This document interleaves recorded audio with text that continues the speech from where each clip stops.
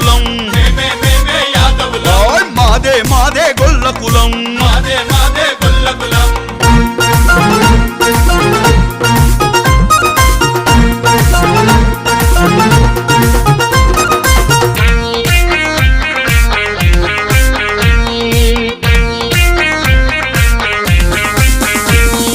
వెంకన్నకు తొలి పూజలు చేసే సన్నిధి గొల్ల మా హక్కు